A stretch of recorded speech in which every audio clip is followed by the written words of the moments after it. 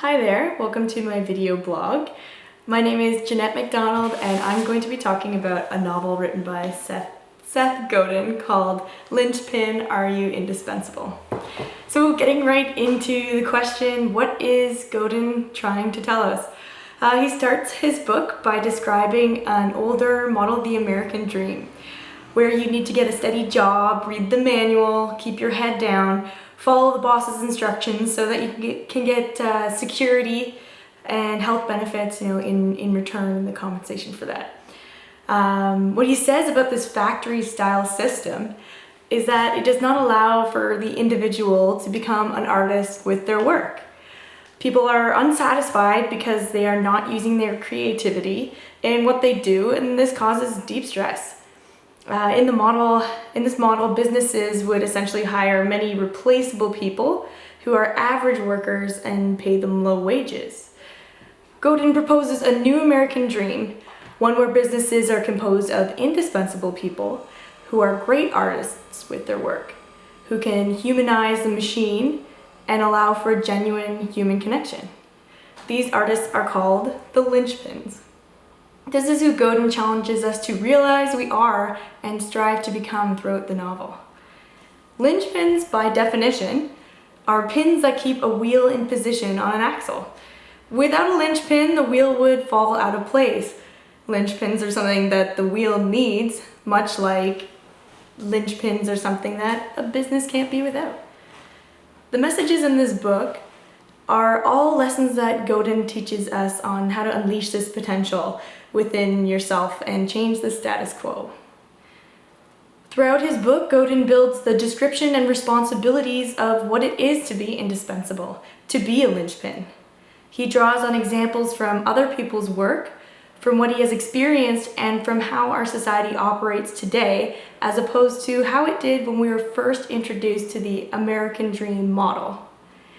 He goes on to speak about how we all have an inner genius called the daemon, and how we all also possess an animalistic, instinctual brain called the lizard brain, which powers what he likes to call the resistance. The resistance is essentially the essence of what we all have to fight against to achieve our artistry. The resistance being anything from inner dialogue that says, "Don't bother, people will laugh at you," all the way to getting distracted and procrastinating, or not wanting to rock the boat and create new ideas. He discusses that the lizard brain controls fear and many times prevents us from doing things that we might have anxiety about. It could be, getting a project done by the ship date, or a public presentation in front of a lot of people, or maybe doing a video blog. Godin teaches you how to tame that itch and embrace the anxiety head on. Godin's conversation about the resistance really resonated with me because I never realized how much I had been held back by this invisible presence of uncertainty. It kept me in a comfortable place, and even signing up for the social media marketing course, they're put on delay because my own resistance was doubting which school I should apply to and how much it costs, and questions like, do I even need to go to school for this? Meanwhile, the months were going by and I was losing out on valuable knowledge. It literally took an uncomfortable, forcible decision to finally choose a school to learn at, and I suppose it was me fighting through the resistance. By the end of the book, Godin had built a full, in-depth, detailed guide on how to be indispensable.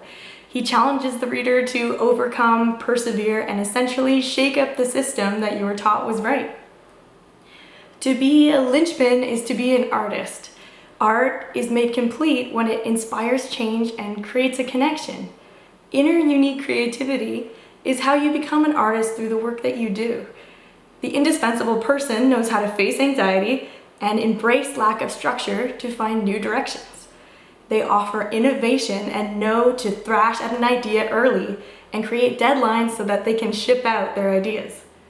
Linchpins know not to take things personally and know when certain ideas and projects need to be worked on and when they need to be dropped because they see reality for what it is. Linchpins use emotional labor to build real, honest relationships with people which create lasting bonds. The strongest message that I picked up on how to be indispensable was always to give gifts. Giving gifts like passing on your knowledge to somebody else, going out of your way to make the job that you do new by finding a genuine passion for what you do, by doing things that most people would gawk at and say, oh no, that's not my job. The Linchpin will give gifts without any expectation for anything in return, because giving is in the nature of what an indispensable person is. My thoughts on this novel? Well, as soon as I started reading the book, I was hooked. It was as if Godin was talking to me directly. I could almost envision his voice reading it to me in a lecture.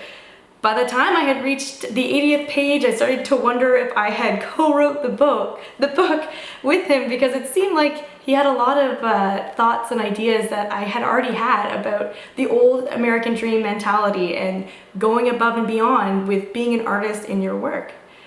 Learning about becoming this indispensable person was like opening up a how-to book on what I should have been taught my entire life growing up.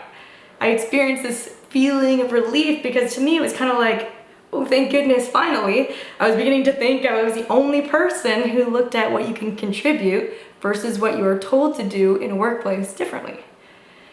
It was a great guidebook to my own American dream, or Canadian dream, I guess.